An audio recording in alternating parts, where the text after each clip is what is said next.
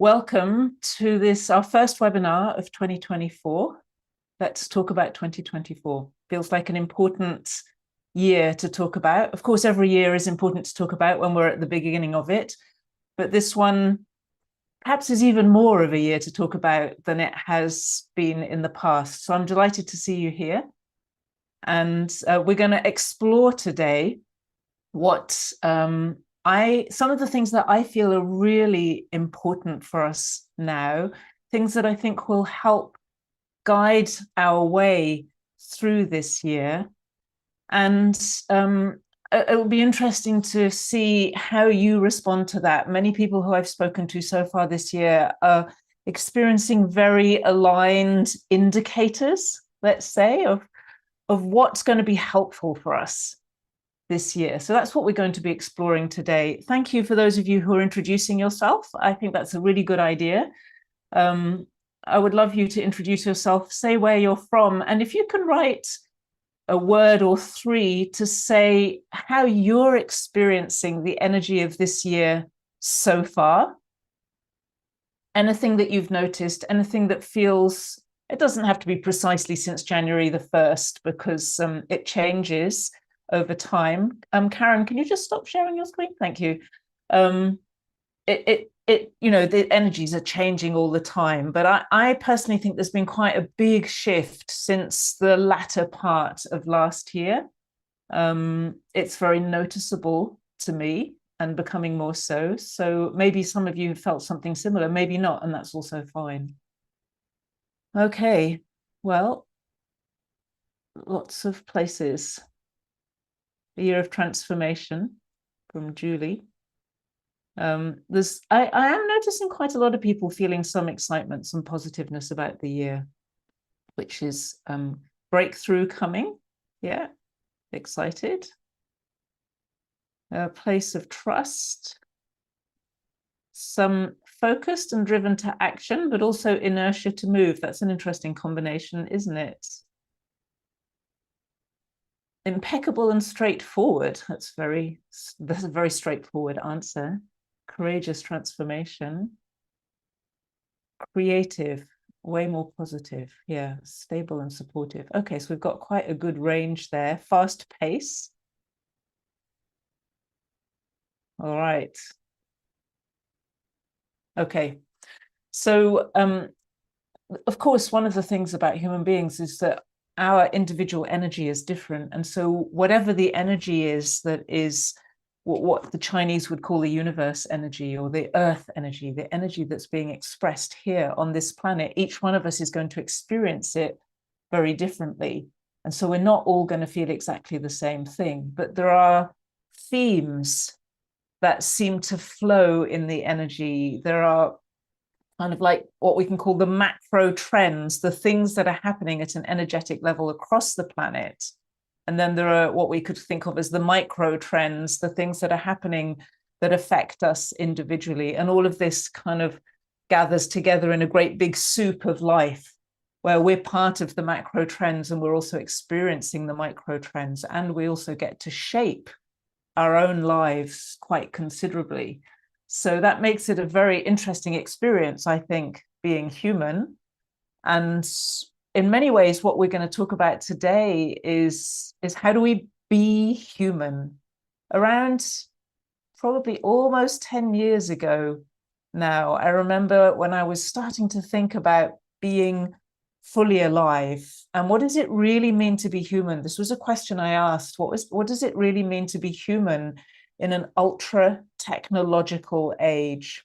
And of course, at that time, we weren't really ultra technological, but there were a few really big articles coming out around AI. And of course, work had been going on for a long time. We are about to have the choice to become ultra technical. That's very clear. The energy of technology is rising very, very fast now and is very supported over the next 20 years. Interestingly, that same energy supports spirituality very much as well. So we've been in a relatively material phase of life, materially focused, but spirituality is going to be much more significant. It's going to be much more open. People will speak about it much more. It will be much more profitable. That sounds a terrible thing to say for traditional spiritual people, where you were never supposed to make money out of spirituality. But I think we can get over that view and see that there is a beautiful approach to money that is very aligned with whatever noble, fine work that you're called to do, and make them aligned. That's not the topic for today, really, but that's a topic of all of my work, so probably some of you are familiar. So welcome. There are, I think, quite a few people here who I don't know, so I'm delighted to see you. Quite a few people who I do know. I'm Sarah McCrum, and as I've mentioned in a few of my emails recently, I'm exploring this year the themes of well-being, true wealth, and creation. When I say the word well-being, I don't really mean what most people mean when they say well-being. Of course, all of that's included. Well-being includes what kind of food do you eat, how do you exercise, how do you look after your body and your mind and your soul. It's all included.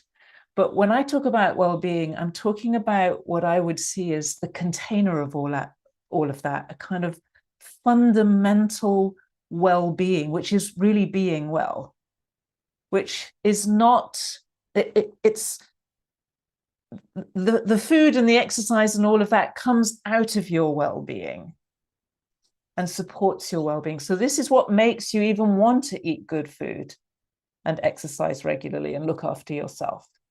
Looking after yourself doesn't make you want to do it. That's just something you do if you have the desire, if you value your life enough that you feel that you're worth looking after. If you don't have that, if you don't have access to this fundamental well-being that sits beneath all of that, you don't really bother that much with all the good activities that you're supposed to do, or you try to force yourself so that you can be a good person. And that's, as most of us have found, a very, very difficult way to be well. So we're talking about well-being, we're talking about true wealth. For me, wealth is not just an accumulation of personal finance. Money is absolutely a part of wealth, but there are many other parts of wealth. And we know now, without any doubt at all, that you can have a lot of money and have a miserable life. So we're not trying to create that kind of wealth. We're talking about true wealth. And what I'd like to do during this session is share with you at least a taste of what this kind of well-being and true wealth is actually like inside you, so that you can experience it for yourself. You may already have touched into it. Some of you have learned something about these things and are already very familiar with it.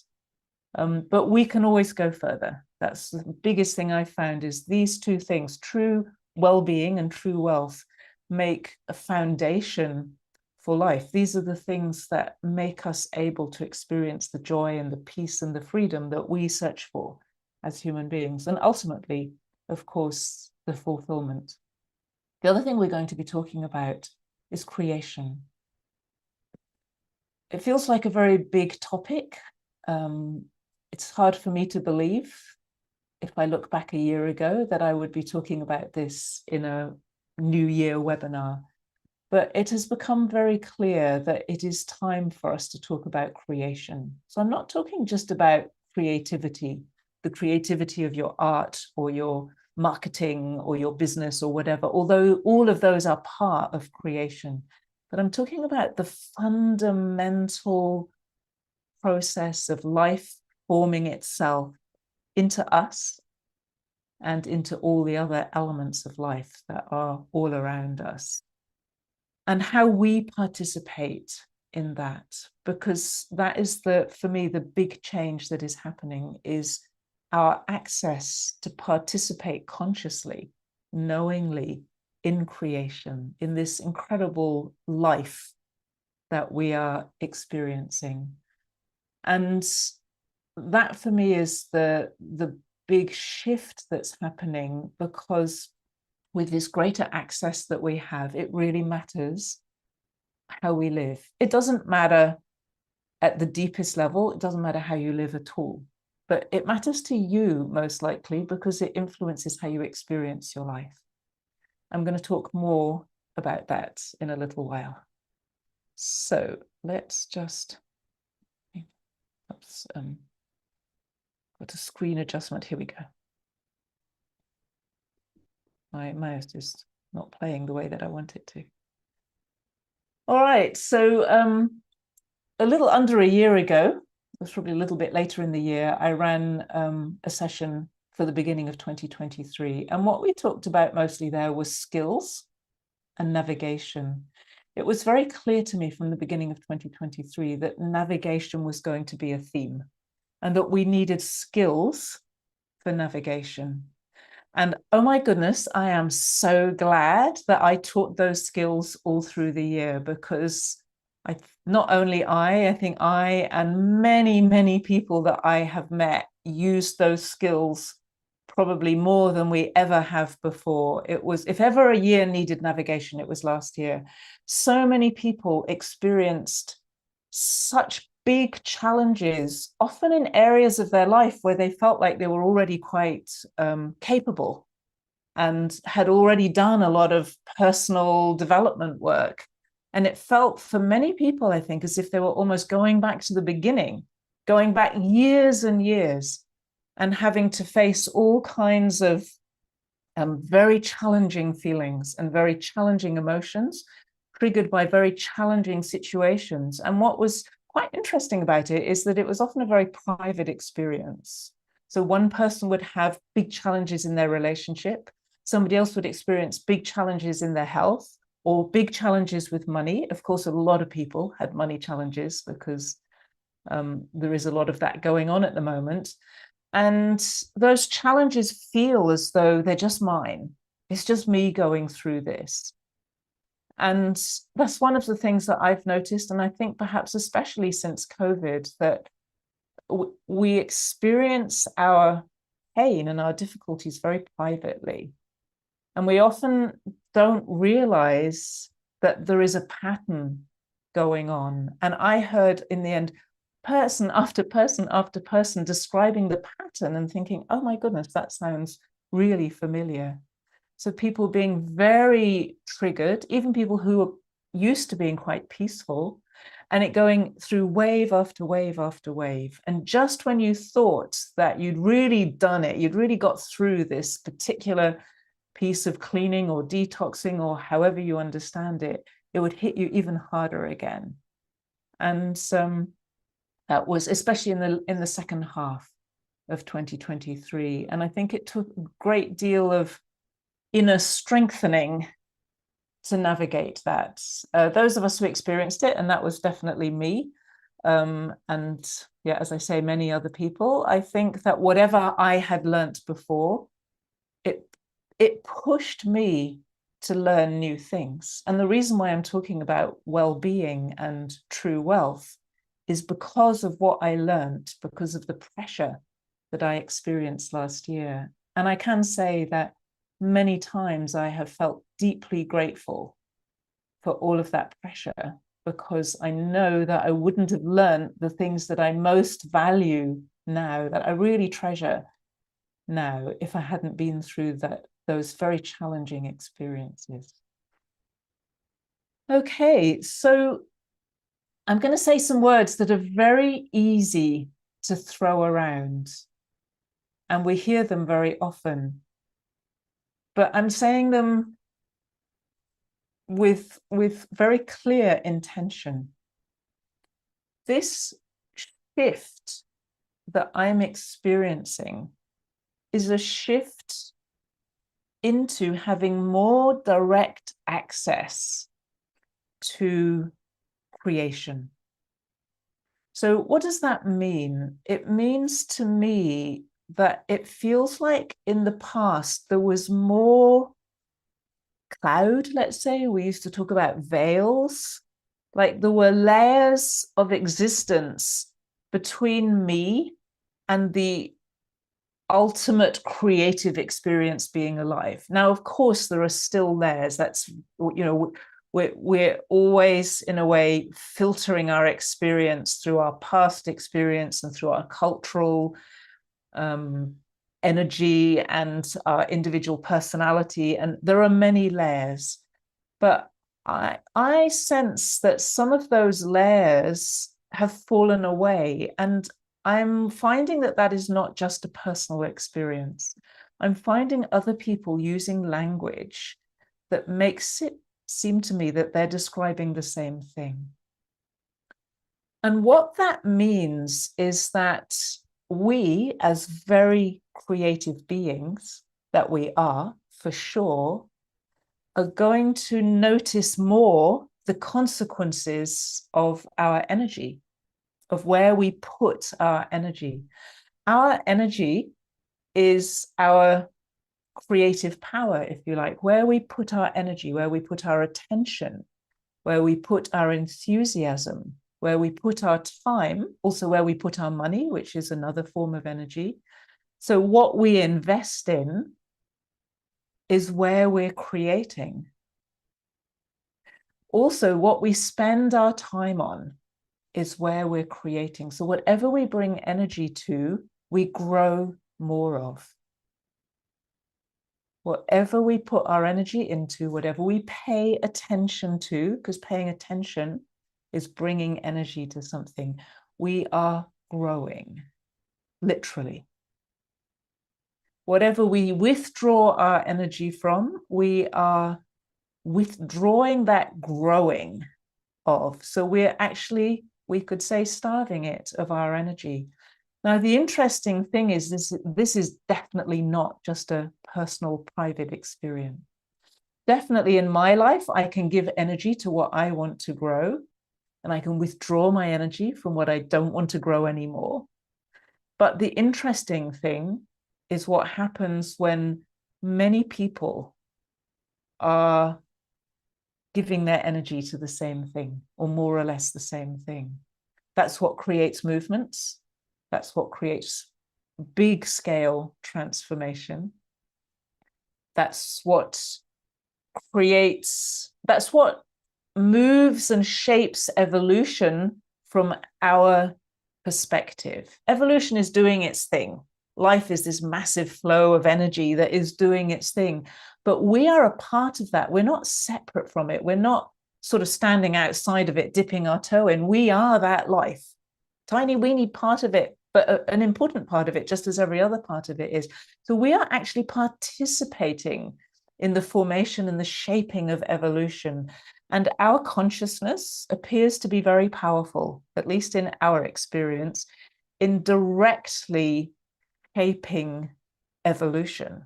And that's, of course, why some of us choose to show up and make businesses that make the world a better place, or run projects that make the world a better place, because we actually believe in our ability to create change. And we're right to believe in it because we directly participate in the very energy that is the change. And that is why it has been said in many different ways at many different times that it only takes a few people to make a very big change in human life. It's clear, probably to everybody in this webinar, that change is both underway and is also needed. How does that become clear? It becomes clear at one level on the world stage, which we have had pushed in our face at levels that most of us probably never experienced before over the last few years, and continues to be pushed in our face with one drama after another drama. Now, there have always been dramas. I grew up in the Cold War, and I remember the Iraq War and feeling like I needed to watch the news every day for a while until I realized it wasn't doing me any good, and I wasn't doing it any good either. So we've always had dramas. We love dramas as human beings. We have a thing happening where there's a global alignment around the drama because of the globalization of our media at the moment. And so what that does is it puts tremendous energy into the drama. Every single person who is attached to the mainstream media drama of the moment is putting energy into that drama, so growing it.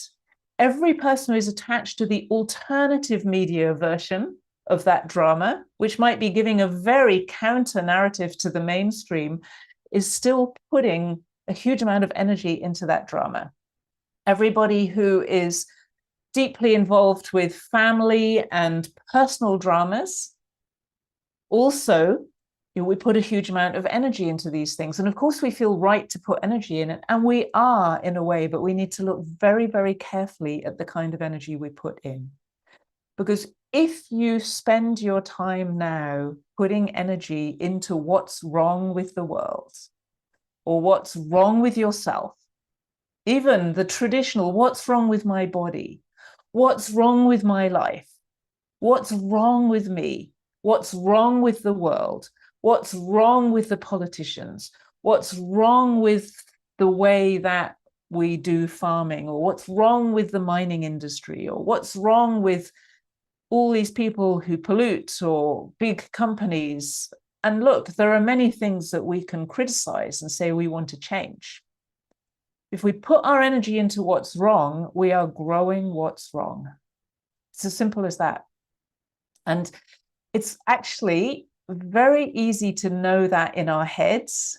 It's surprisingly difficult to follow through with the consequences of that in our lives, which is, well, if I don't want to grow what's wrong, what do I want to grow? Really? What do I really and truly want to grow so much that I'm going to put my energy, my attention, my time, my relationships, my money, all the currencies of my life, all the wealth of my life, I'm going to invest in what I want to grow, not in what I don't want to grow anymore. So I'm not saying never watch the news or, don't find out what's going on. I don't watch mainstream news ever. I watch a lot less alternative news these days than I have done in the past. Occasionally I'll check in just to kind of get like a take. I want to make sure that I can have a tendency to be over positive and very optimistic about things, and I need a reality check from time to time. It's like, Sarah, no, it hasn't happened yet. There's all this shit going on in the world. Don't imagine some fairyland. So I need that reality check. Some people, you probably don't need a reality check. You need a little bit more optimism. Some of us need reality checks. We need to make sure that we're really on the ground. And so I do like to do that, but I don't want to invest any energy in that anymore, because I've found that when I put my energy into something, that energy kind of becomes part of me. And I'm not sure that I want the conflicts of the world to become a part of me. I have conflict inside me already. I know conflict. We all do. I touch that energy. I'm connected with it. I'm not sure that I want to grow it. I'd rather it finds its right place inside me. I think that it's a necessary energy, but I don't think that I want to grow that. What I'd like to grow is the kind of yin and yang, the dance, the play between yin and yang, between positive and negative polarities. That's what makes life fun. But I don't think I just want to grow conflict. I don't enjoy it. And I don't think anybody does, really. If it happens, that's one thing, we have to deal with it. But I don't want to give my energy to conflict. I don't want to give my energy to manipulation and control. I want to give my energy to what I'm growing in my life. So what we're going to talk about a little bit now is, what do we need in our lives to be able to create in this new, more free, more direct creation energy, where our consciousness,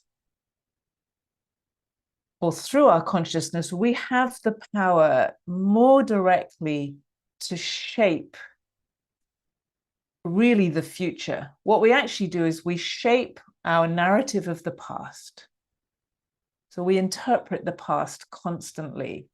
And very often we use those interpretations to shape our future, which means that we keep on repeating patterns from the past. We live in the present moment. We experience the present moment. There's an interpretation that happens there. And if you're very present, you forget the past. And you can actually change the shape of the future. if you're very present and you have awareness also of the future in this present moment, you actually, well, I'm going to say this differently. In this present moment, you are always shaping the future. You're always influencing the future. You're always changing the energy around you, which is changing the energy around it, which is changing the energy around it. So you're always changing everything in the present moment. What energy are you bringing to the present moment at any time? And what awareness do you have about the future? When we're aware that the present moment is influencing the future, is literally shaping the future, then we take care of what we're doing in the present moment. So in that moment, when your mind is screaming about your life or your business or your marketing campaign that hasn't worked very well, or your family or whatever it is, what do you do with that screaming? Do you turn it into a great big theatrical play that lasts for months and draw all your friends into it and tell the story of the hero you are with all these terrible villains around you?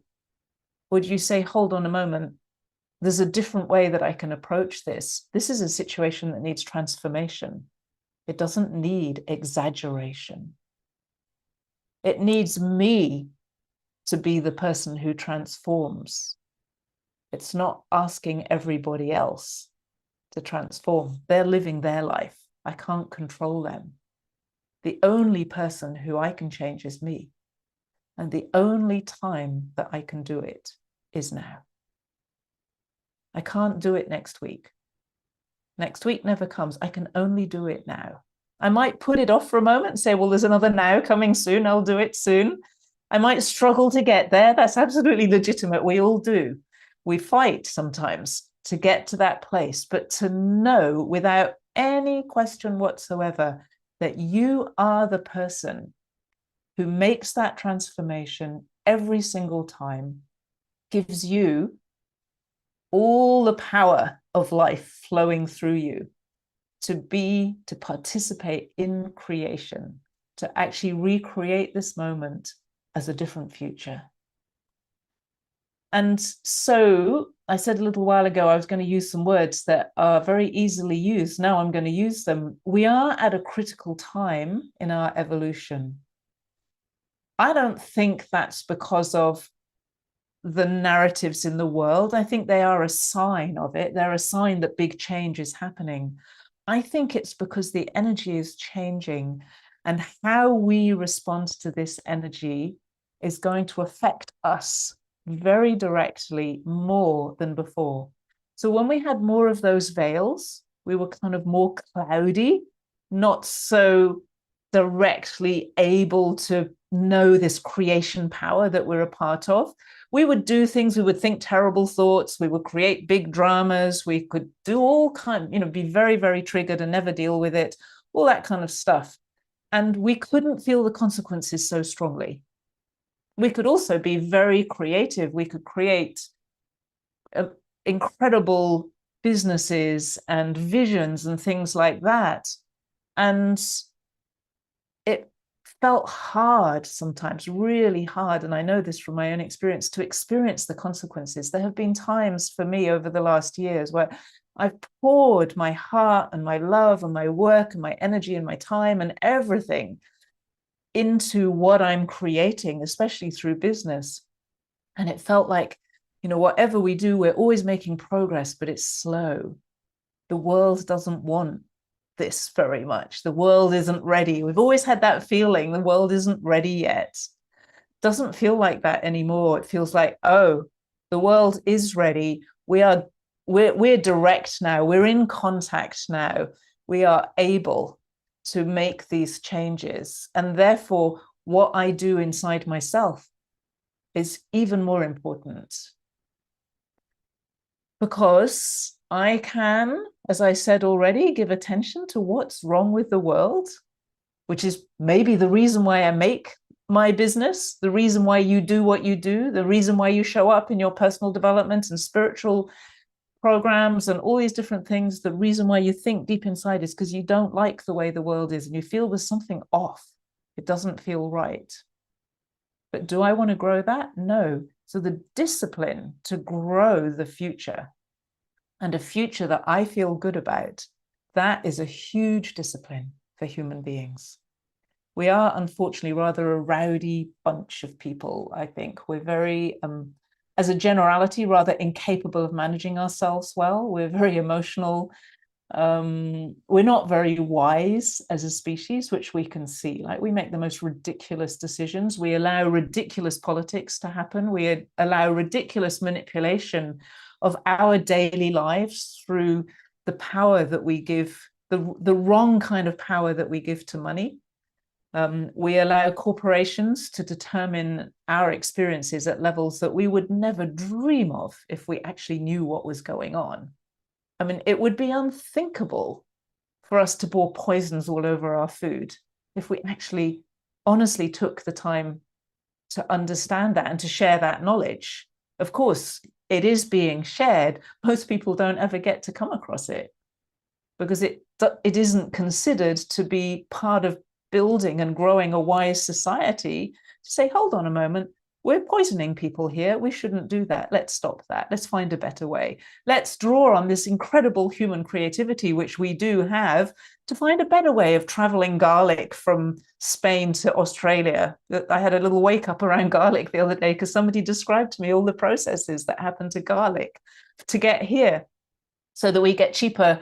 The Spanish garlic is cheaper than Australian garlic. It's like, I'm buying Australian garlic.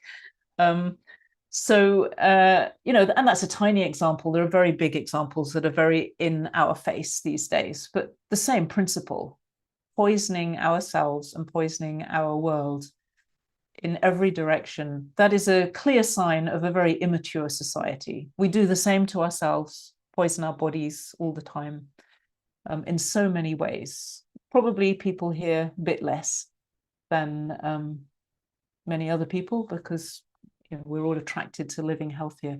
But it's this kind of thing. It's this, how do we get away from just growing the poison to growing the better ways? That actually means, how do we get into our real creativity?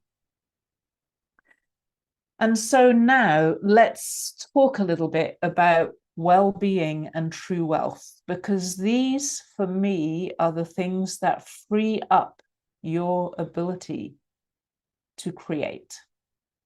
If you are not feeling well inside yourself, how do you imagine you could ever really create, grow something that feels good, not only to you, but to other people as well? That doesn't mean if you've got a headache or if you've got a leg ache at the moment or you've just had an accident, you're a negative person. I don't mean that at all. But if you have a headache or a leg ache or whatever, even in that situation, what are you growing in your life? Are you growing your health or are you growing your pain? Simple. Most people, most of the time, grow their pain. Oh, my pain, my pain, my pain, my pain, my pain. What's wrong with me? What's wrong with me? What's wrong with me? And we don't realize we're doing it. Our entire system is built around growing our pain, because when we grow our pain, guess what? We go and buy something to fix it. How convenient. Okay, so we're growing something different here. Let's talk about well-being. And just to give you a little bit of a picture of where we're going with this, after I've talked and activated a bit of well-being and true wealth, I will open it up for questions.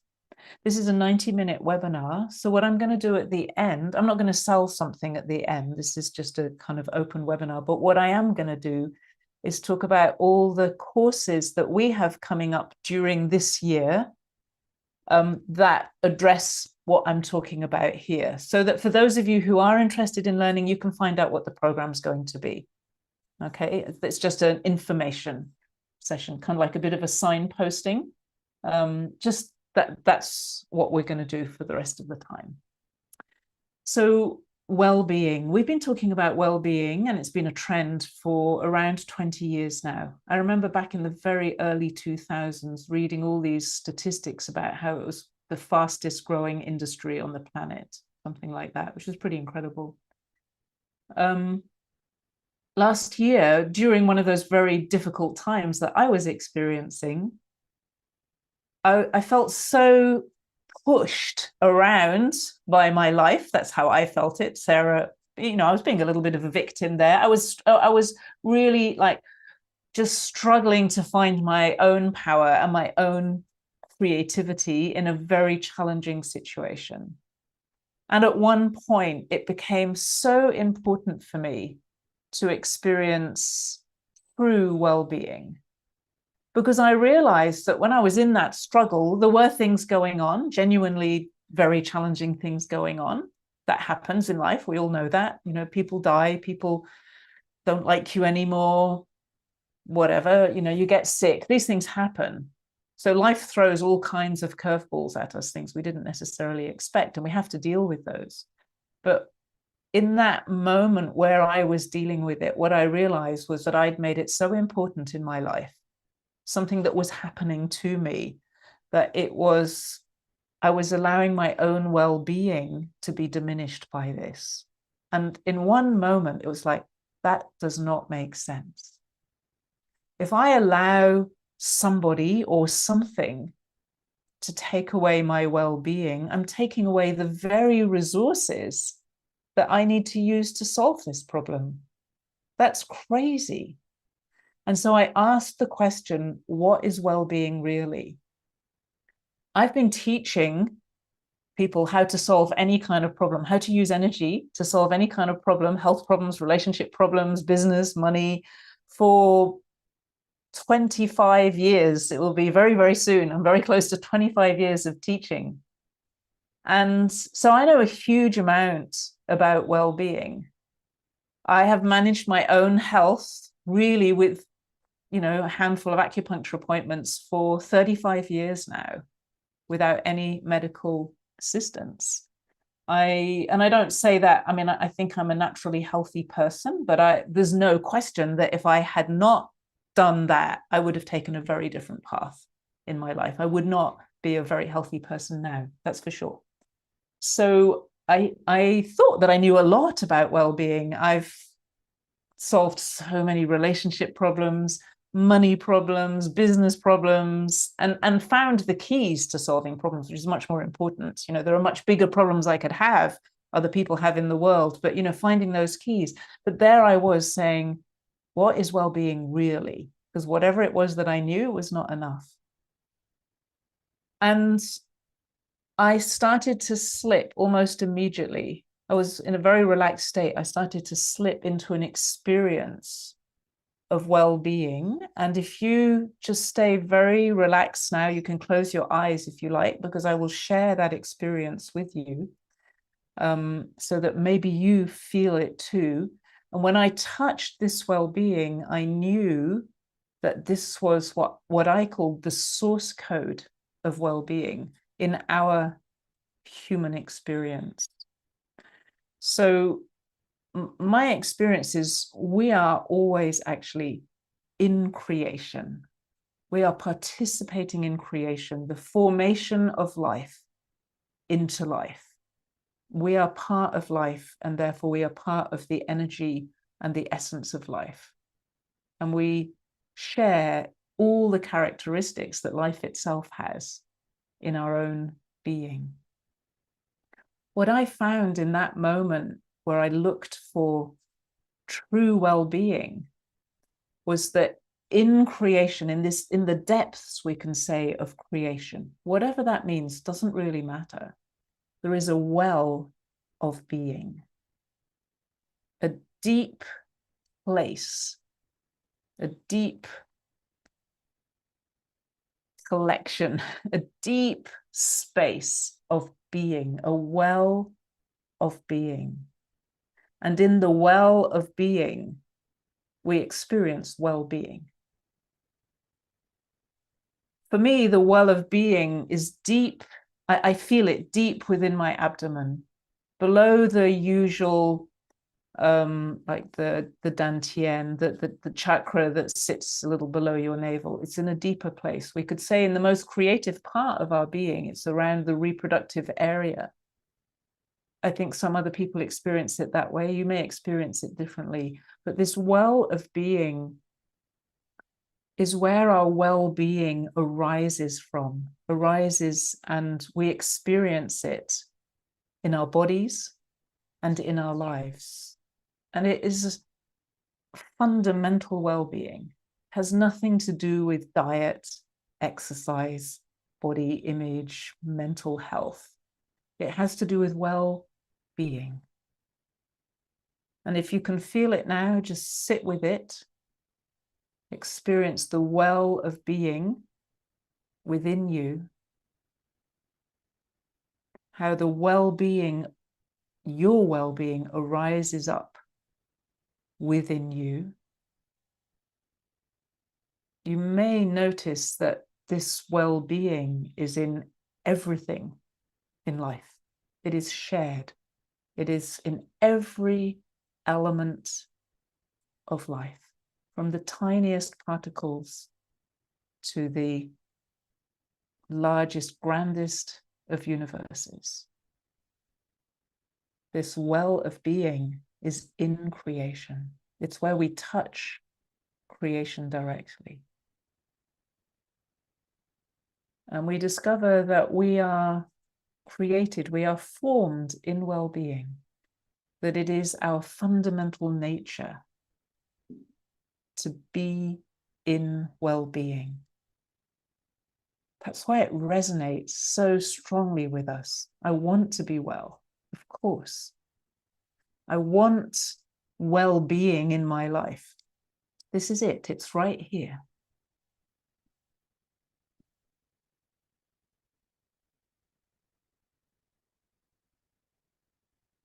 And this well-being is important because if you spend a little time with it, you realize that life's enthusiasm for itself flows out of this well-being.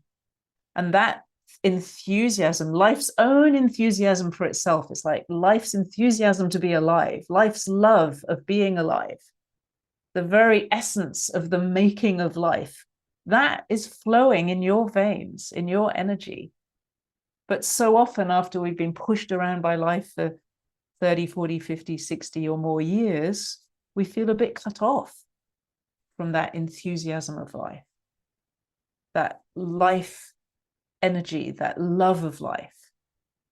We often hear ourselves saying, oh, I wish I could feel that so directly, that aliveness that I could feel when I was a child. It's here. This is where it is. And so we start to touch directly life in formation, life in creation, creating itself in well-being. And when this energy is in you, even a tiny bit, in a way, it's always there, but when you're experiencing it, it affects, it influences the way you create. It gives you a foundation for creating more well-being. And as we'll see in a little while, more true wealth. It naturally gives you the desire to create good. And you don't have to fight yourself for it. And you don't have to fight the rest of the world for it.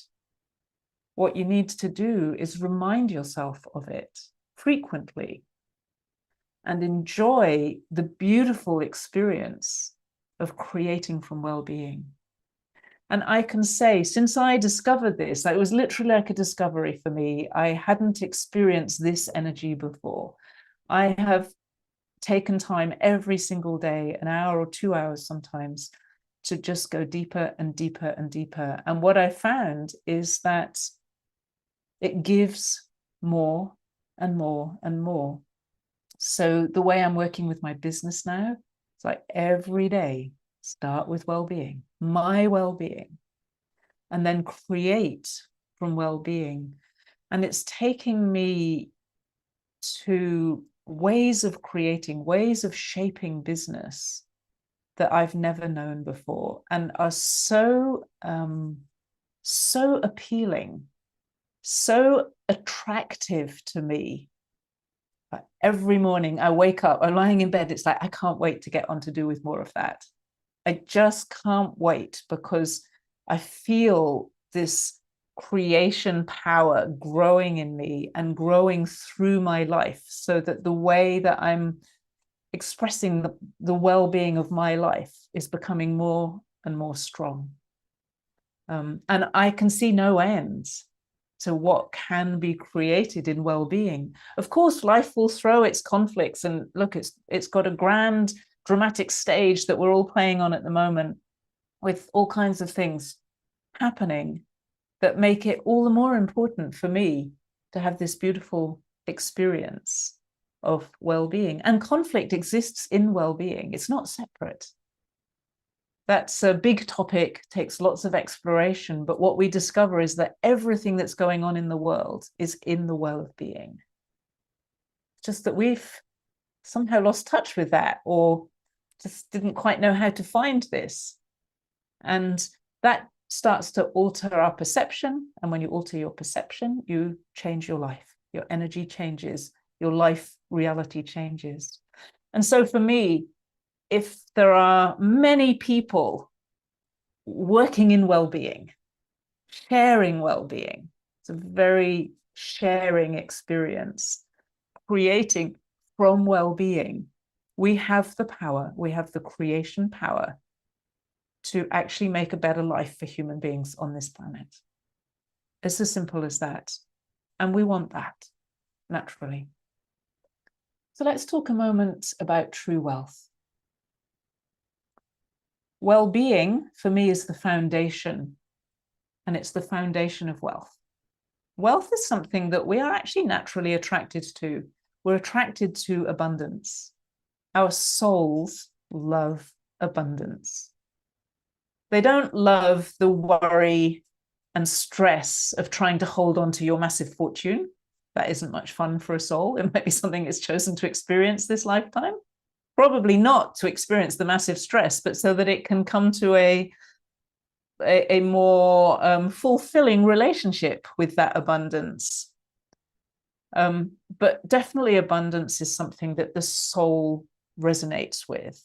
So we can't throw abundance out of the window like so many people would like to these days and say, well, the world's all wrong, money's all wrong. We just need to all, I don't know, change in some way that is diminishing ourselves. I don't think that that's going to work. But what I found is that true wealth is the fulfillment of our well-being.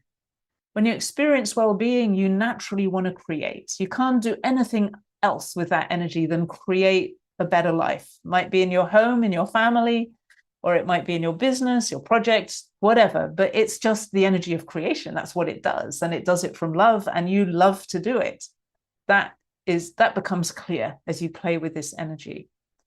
True wealth is what you want to create. True wealth is what? Let's find out what true wealth is. Let's see if you can experience that too. So close your eyes again if you want. And let's just tune into the energy and the inner experience of true wealth. And true wealth is a very rich experience, first and foremost, of yourself and of everything that's around you in your life, all the components of your life, all the elements of your life. When you experience true wealth, you discover that you are the wealth of your life, not something else. Why? Because you are participating in creation. You are a creative being. And you can do something with that.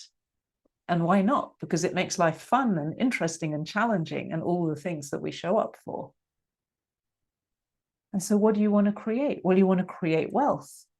You want to create a wealth of life, a wealth of whatever it is that is meaningful for you, a wealth of loving relationships, maybe, a wealth of money so that you can do something with it. Money doesn't have much satisfaction unless you're doing something with it. So maybe you are buying things that help you have this beautiful, wealthy life. Maybe you want to have a really nice place where you live. Maybe you're investing your money in something that is making the world better. Your money is energy, it's power. A wealth of time, a wealth of wisdom, a wealth of whatever it is that you choose, your skill, your craft, your passion, your love. What is it that is wealth for you? It's never just one thing. You need a wealth. If you want to, whatever it is, there's something that you're really passionate about. Inevitably, you're going to need some money, you're going to need some time, you're going to need some other people, you're going to need some wisdom. Those are my 4 fundamental currencies, my 4 fundamental wealths: so money, relationships, time, and wisdom. Like I want them in everything. My life is about creating a wealth of those so that I can create a wealth of the change that I'm interested in. You're interested maybe in a different change, or maybe we're participating in the same change. In many cases, I think that's true. So what is the wealth that you're growing? I experience true wealth, but very interestingly, at a physical level, at the top, it's kind of like the equivalent part, the other end of my abdomen. So between my throat and my heart. And for me, it's an energy that rains down. So the well of wealth rises up like this, and true wealth rains down. These water images seem very appropriate in this context. But for me, what true wealth does more than anything is that it gives me this huge desire to share and create more wealth and well-being in the world. So do you see how everything's looping on itself? Well-being creates the desire for wealth. Wealth creates the desire for more well-being. All of it creates this desire to share, because you can't experience well-being as a solo experience. You can't experience wealth as a solo experience. These are community experiences. You can't have well-being with no relationships at all. It's not comprehensible for a moment. So all of this kind of creates itself around in circles. It makes us want to create more. Creation itself creates well-being. It makes us want to have more well-being. And so what happens is you have the desire within yourself to be the creative being that you are and to share that with others. And that is the key to your fulfillment. Simple. And that is in your own life. It's transformed my relationship with my husband, which was we already had a good relationship, but it's changed the nature of it, because we talk to each other differently. We're doing different things. We're making things happen that we weren't making happen before. We're doing changes that we've been talking about for years. Now they're actually happening. Why? Because that well-being energy is being cultivated every single day, and we want to express it. We want to share it together. We want to express it in our home and on our farm. It's just the most natural thing. Not overnight as a miracle, but growing, just growing. And then my businesses, the way I'm doing business is radically different, because every single day I start with well-being. And so I have the desire, just the pure, raw life desire, to make things happen in a different way. So that's a little bit of well-being, a little bit of true wealth, a little bit of creation power, a little bit of real human life, and a little bit of an explanation of why I feel that this is so important this year. Because when the creation power is more direct, if we put a huge amount of energy into what we don't want, it's going to be painful. Okay? Pain is not a problem. Pain is not the problem we've made it out to be. Pain is a really useful indicator. Sends you straight back towards well-being. It tells you, well-being should be my priority. That's really all it tells you. go and find the answer to your pain in well-being. And I have some good examples already of how that works in the well of being. That's also for another time, but it's remarkable what you can do once you know this well of being.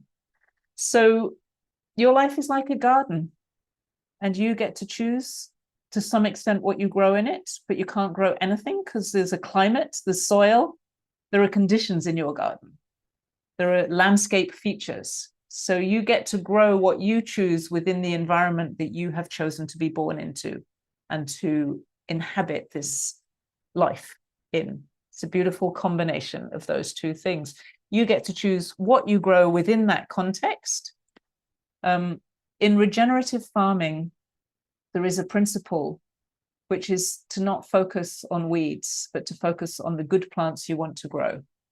When you manage your property for the good plants you want to grow, the weeds diminish. They just get less and less and less. If you focus on weeds all the time, they spring up all over the place.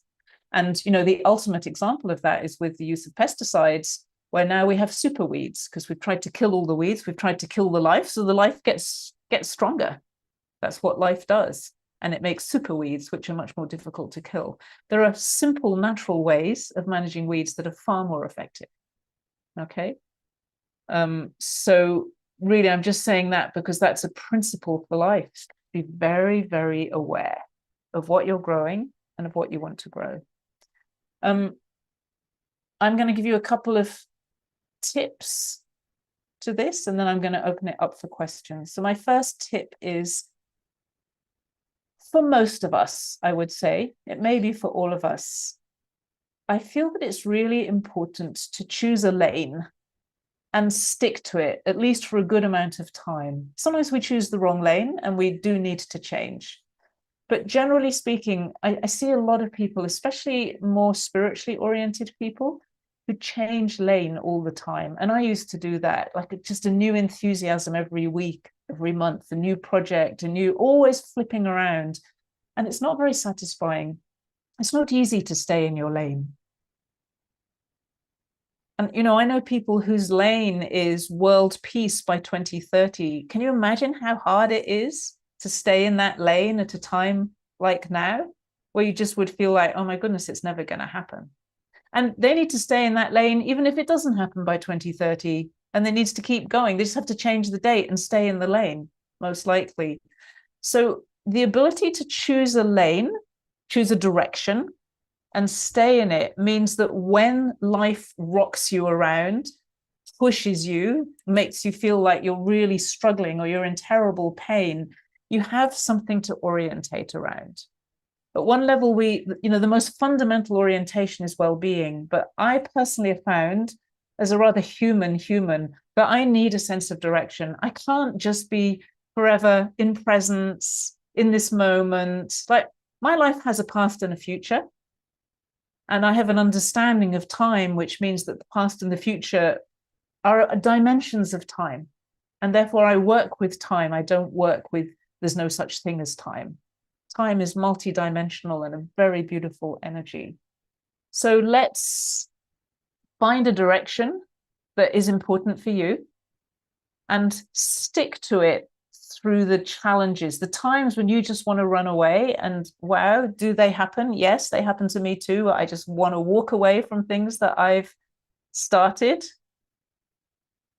Just remember what your lane is. It doesn't mean never leave something. It's not about that. It's like you leave because you're sticking in your lane. You don't leave because you just want to run away.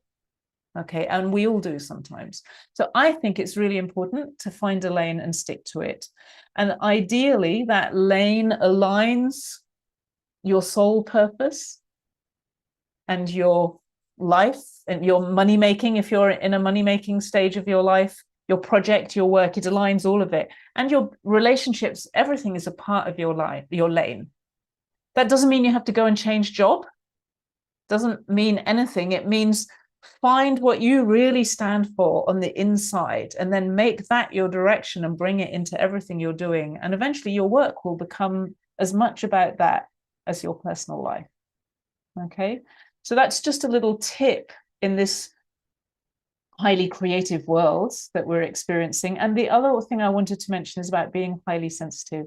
Most people here, if not all, are highly sensitive. That means you're highly intuitive, you're energetically sensitive. Many of you will have experienced probably cutting off a lot of your sensitivity through your life because of early experiences, because of the ways that you've navigated life. So there are many things that cut off our sensitivity. The first is usually parents and culture that doesn't allow highly sensitive children to experience everything that they're capable of experiencing. You know, life channels us into very narrow lanes and make it often quite unacceptable for children to have some of the experiences that they naturally have, like invisible friends, or children see things that other people can't see, and they're constantly told it's nonsense. Some children have special abilities which are cut off the minute they go to school.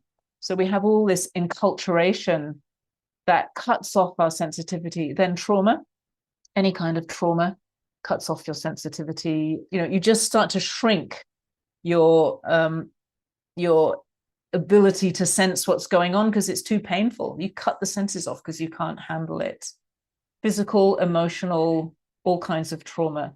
And then very often when we've experienced that, we start to abuse ourselves. So we use different kinds of substances, from food to alcohol to drugs, to dull the pain and to navigate life in another way. We cut off our sensitivity even further. We don't mean to, but we just do. And the problem about that is your sensitivity is actually your greatest gift. This intuitive ability is an incredible gift when it's well functioning. When it's not well functioning, it's a pain in the neck, and it can make you feel overwhelmed, and it can make you feel very, very uncomfortable in your own skin. But when it's working well, it gives you this really remarkable intuitive and subtle energy abilities, which are going to be our key navigation system in this next period. Because we have a choice, you know, we go the technological way, we use technological and scientific navigation, not doing a great job with that at the moment, or we use our natural, conscious and subtle energy systems to navigate. With those, we can navigate truth. With scientific thinking, most scientific thinking, we only really navigate the material world. There are scientists who cross that bridge, and that they're a different category of science altogether. But mainstream science is so rooted in the material, it doesn't really give any space for access to this subtle world that we're also a part of. So we need both, not all subtle and no material, not all material and no subtle. So those of you who are highly sensitive, you may be feeling the stuff that I've been talking about here especially strongly. And you do need to pay extra attention to what you're growing in your life, because it's very, very uncomfortable if you don't. I had the experience over Christmas of watching a brilliant webinar about some of the stuff that's going on in the world. It was quite out there, but very well researched, very truthful. And I woke up in the night and it's like, oh my goodness, all that information I was watching is inside me. That energy had become a part of me, and I was starting to grow what's wrong with the world just by watching a video. And it was a good, responsible one. And I've had to change and watch less of that, like just not do that. Be very, very mindful of what I'm putting my energy into. So yeah, for highly sensitive people, take care of yourselves. Well-being really makes a difference. All right, that's a lot of talking, but it's such beautiful stuff. You know, you can hardly help sharing it because it makes life feel so good, and we want that. So what I'd like to do is see if you have any questions. You can raise your hand, or you can write a question in the chat. And then, yeah, let's see. So Firuze, you have a question. Yes, hi. Hi. For over a week now, I've been very dizzy I experienced vertigo a couple of times the last couple of years, and David had said that my energy was split. And I was wondering if you could give me any input as far as what you think this time could be the problem, or what I should be doing. Yeah, I'm not going to do, I mean, this is not a session for Yeah, I actually, understand. I just answering didn't those. know if it was connected to what you're talking about. Well, I think it is connecting to what I'm talking about because you're doing exactly what I said not to do. Being too sensitive. No, no, no. But paying all you're not, it's at some level, you're not really looking for true health. You're actually looking to understand and pay attention to the vertigo. I understand why you're doing that, but you have enough experience. If you were a complete beginner, I would never say this, but you're not. It's really, really important to listen to what I said. That you don't have to agree with it, but if you have a feeling that there's something true in what I said, that's where your attention needs to go to. Okay. And that is way more powerful than you might think. So, true health is a very useful little code. Okay. Have a look at that and see what you discover. Thank you. Thank you. Natasha. Thank you for this, Sarah. This is amazing, inspiring information. So, a question that I have, you mentioned starting your workday from a well of being, and I was curious if you can share some concrete ways that that looks like for you. Like, for example, if you take the last week, what did an hour or two of, connecting to your well of being look like? Yeah. Well, I start exactly how I started with you. I always say, Nico, my husband, and I, we sit down on the sofa first thing in the morning, and I say, I'm in the well of being. And he'll say, I'm in the well of being too. And I'm say, I'm in the well of wealth. These are the source codes, which I teach separately. So I use the source codes. So I use these words, like the well of being is a code. And I just literally use that. And instantly it starts to, at one level, it starts to shift my energy and it shifts my attention.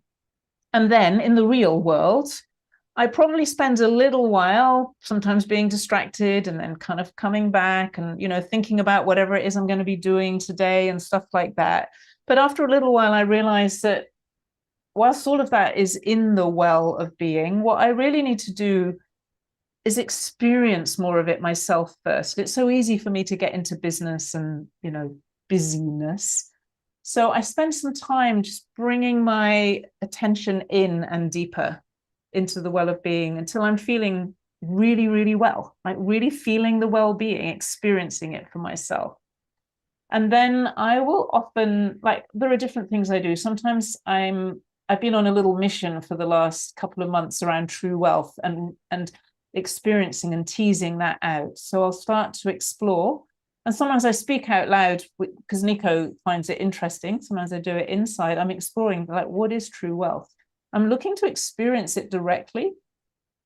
I started to explore things like, what are assets really? What are currencies really? What is business really? So I ask big questions like that, and I'm looking to experience that in this perspective and place of the well of being and of creation.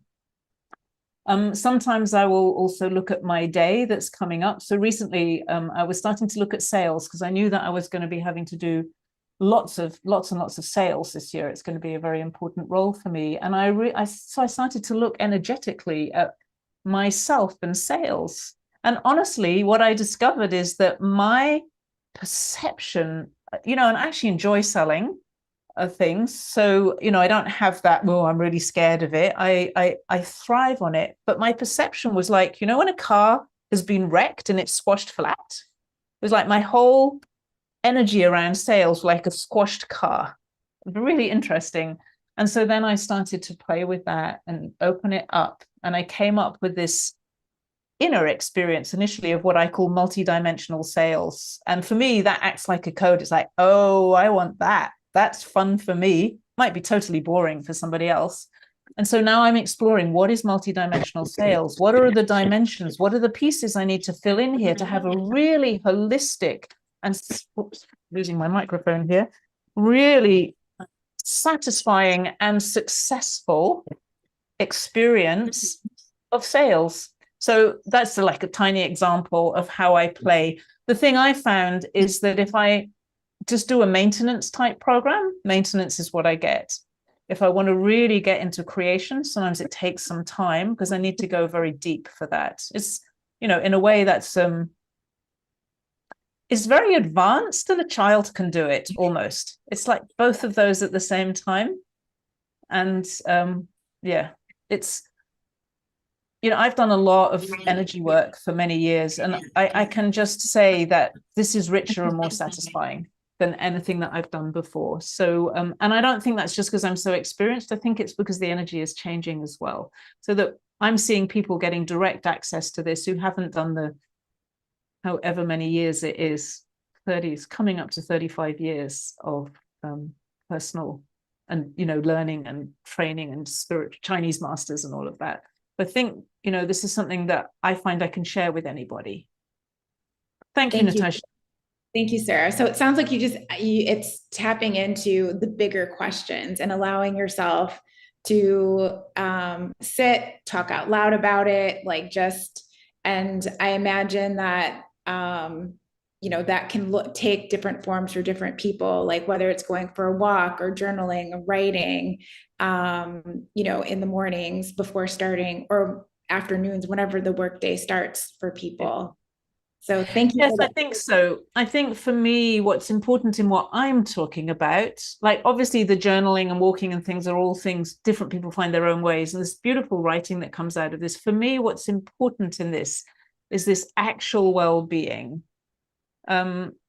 Somebody's sharing, thank you, is that the actual well-being, and tapping into that. That's the important thing. And that's not just going for a walk because I feel better.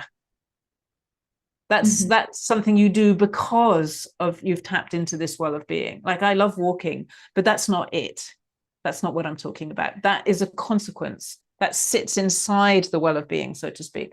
I think that's the distinction that I want to draw, is all the activities arise out of this fundamental well-being that you experience inside yourself. Could you connect to your well of being, not you specifically, could one connect to their well of being through movement? Because I'm just even thinking about myself. For sure.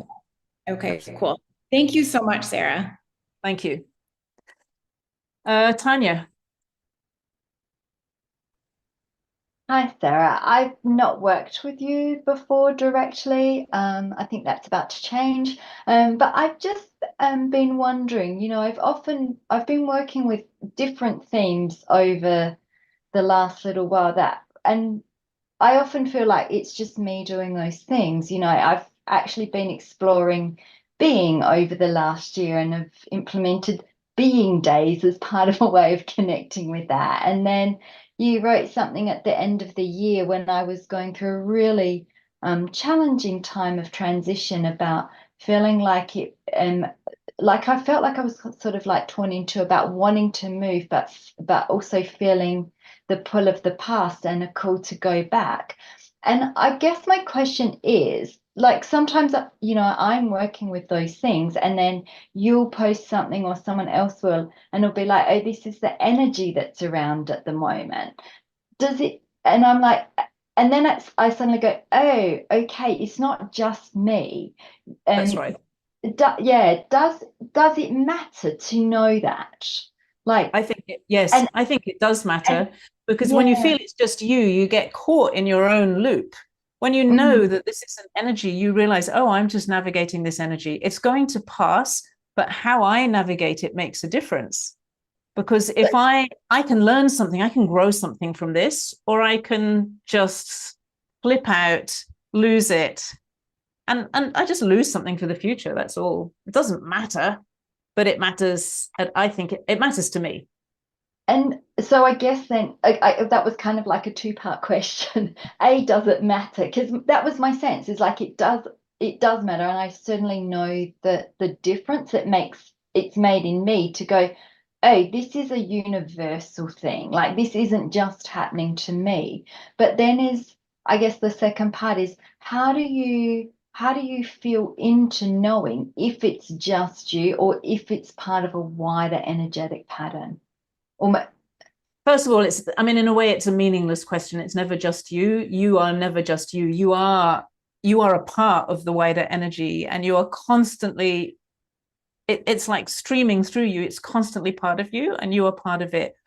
What's important is to understand that whatever is happening, you are in this creation power that I've been talking about, and therefore you choose how you. So last year I talked a lot about navigation. I don't perhaps feel that it's so much about navigation. It's like in the way that you respond when it feels like things are happening to you, you're getting to choose and shape your future. When you're aware of that, you respond differently. Yeah. Because we respond negatively because of the past. If we were completely neutral, we could have a volcano. I was watching a video of a volcano in Iceland last night going over people's houses. It's like, oh, there's a volcano going over my house. But we don't. It's like, that's my treasure, my possession, my place of safety, my security, my everything.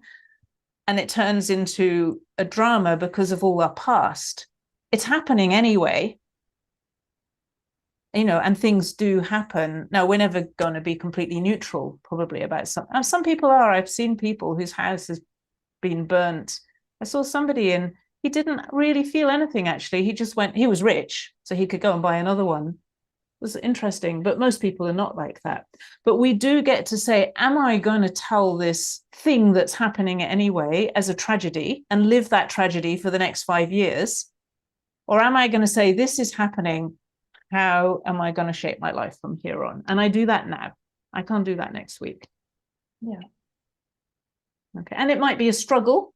And the struggle, you know, that's part of being human, this struggle with the power of the past. Because it's primed into our physical body, you know, we have all these energetic experiences in us, and how do we shift then to the future and to the present? But, you know, that's why you spent a year practicing being, so that you could do that. Yeah. Thank you. Thanks. And Grace.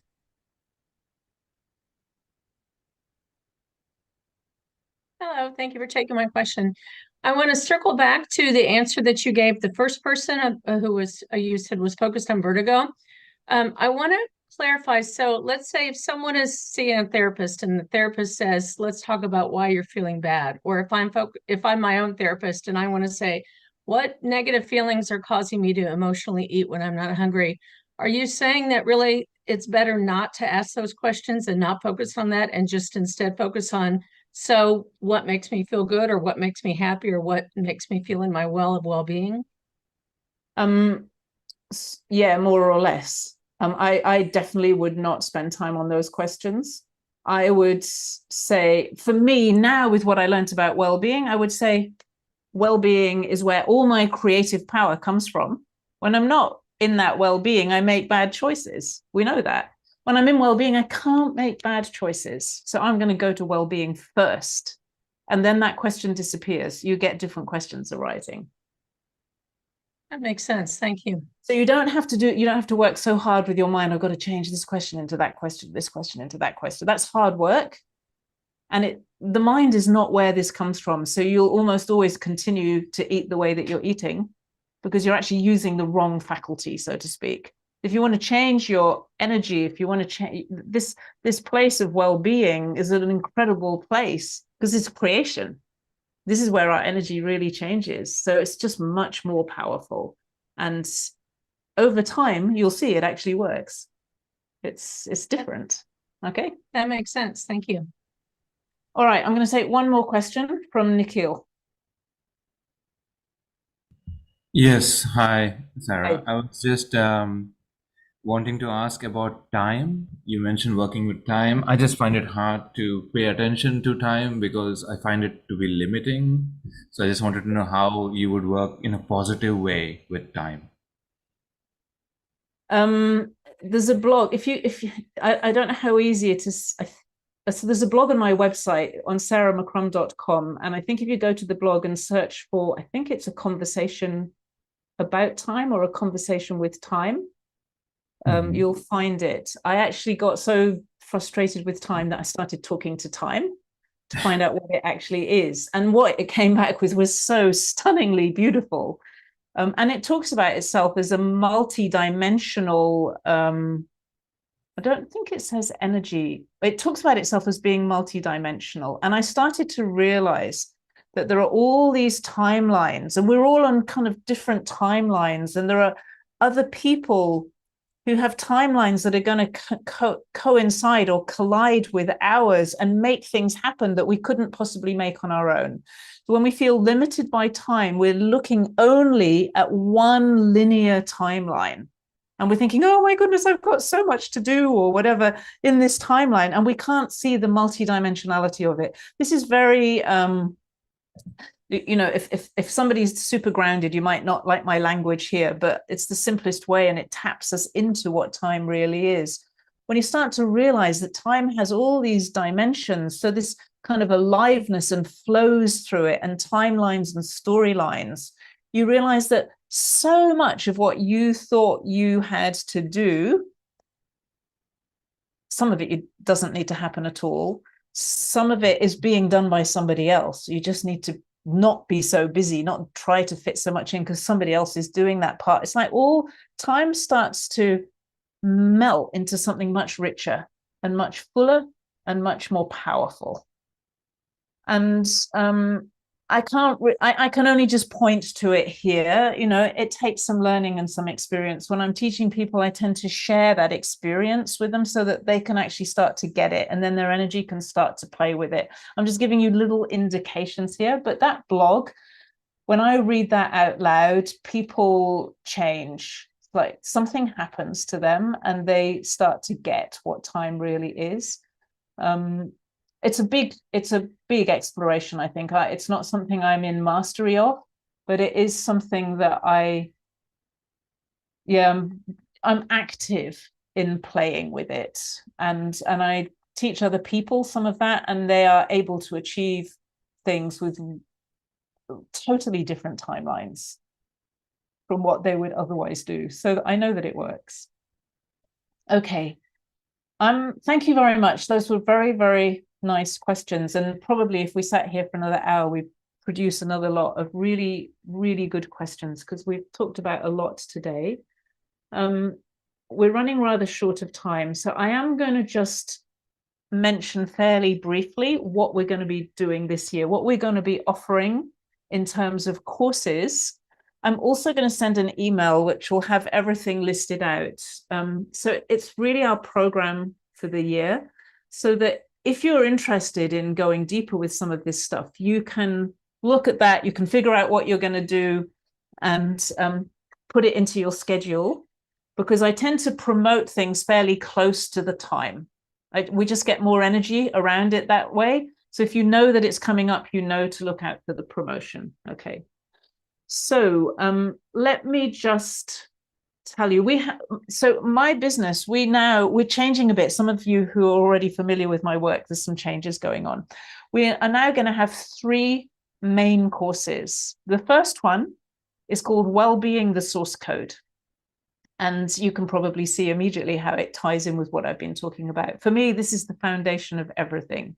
And even if you've done the Leading Edge or Thank You Money, you've been working with me for years, I recommend Wellbeing the Source Code, just because I think you can probably feel that it gives a different depth to everything else that we do. Our first Wellbeing the Source Code, it's an 8-week experience. It's very rich. From what I saw in other people's faces, it's life-changing.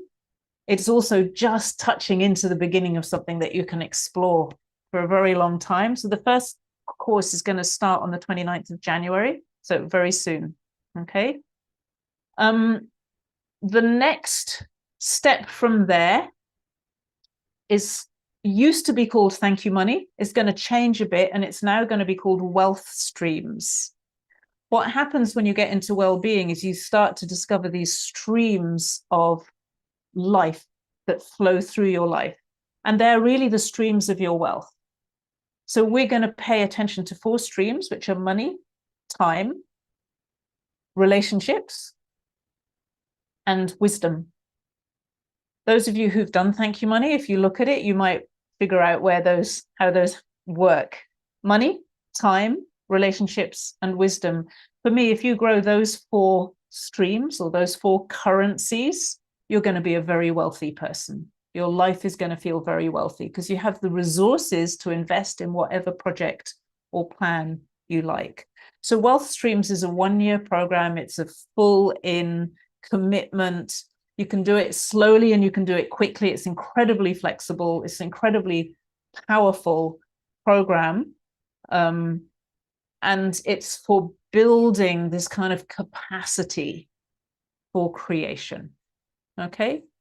And then the advanced course that I run used to be called The Leading Edge, is now Wellbeing, The Leading Edge. It all comes out of well-being. And it's really where we explore how to share this beyond ourselves. So we go much more into these elements of wealth and true wealth, because wealth is ultimately about creating things for other people.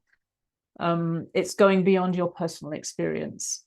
Wealth Streams, I think, is very appealing, especially for entrepreneurs and business people and people who run projects.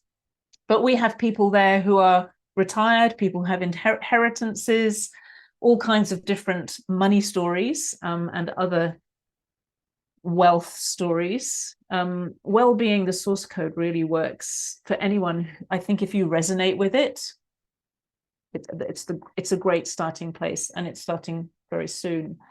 I'm going to run a very special program in the middle of the year called the Business Course with a guy called David Atkinson. He's a remarkable business man. He is he's the co-founder of one of the new internet systems that's being created that enables us to have complete control over our personal data.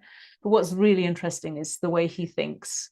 And he enables us to completely unravel what we think about business and put it together again in a way that actually makes sense. Because most of what we know about business, when you start to look at it, doesn't make sense.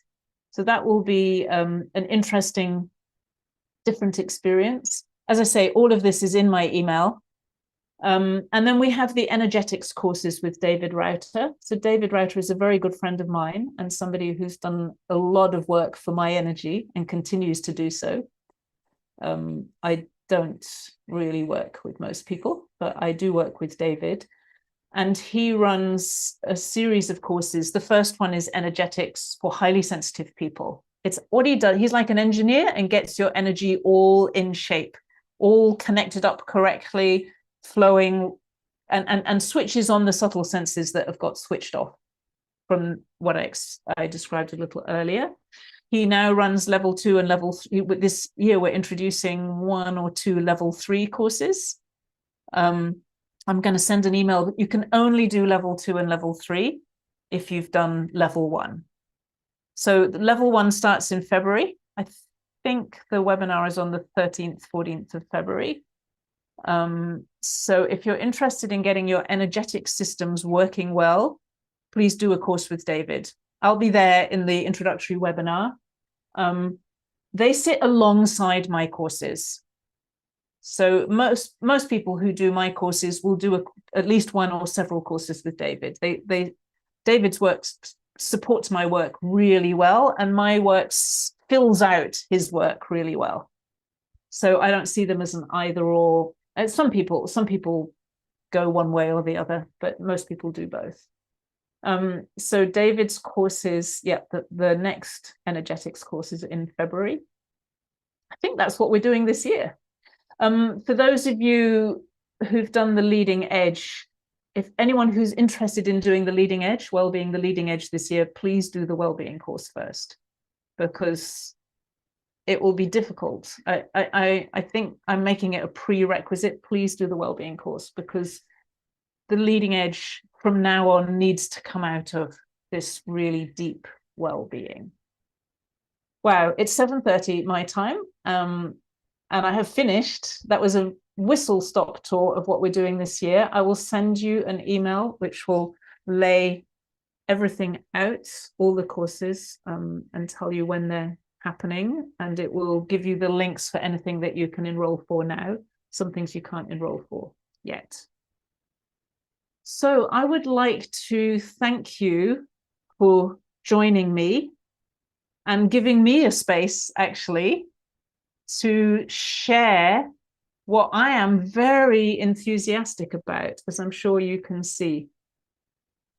People often say thank you to me for the work that I do. And I know I often reflect on the fact that I can only do this work that I do because people are interested in learning these kinds of things. And so, you know, is it me or is it you?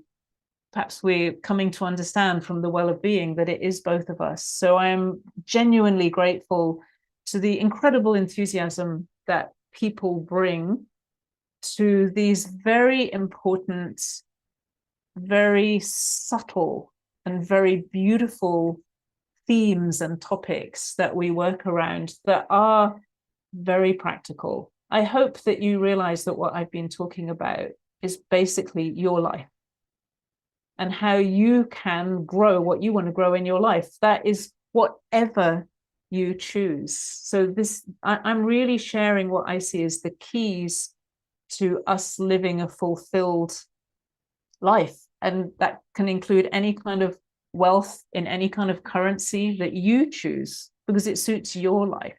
It's your garden. It's your music.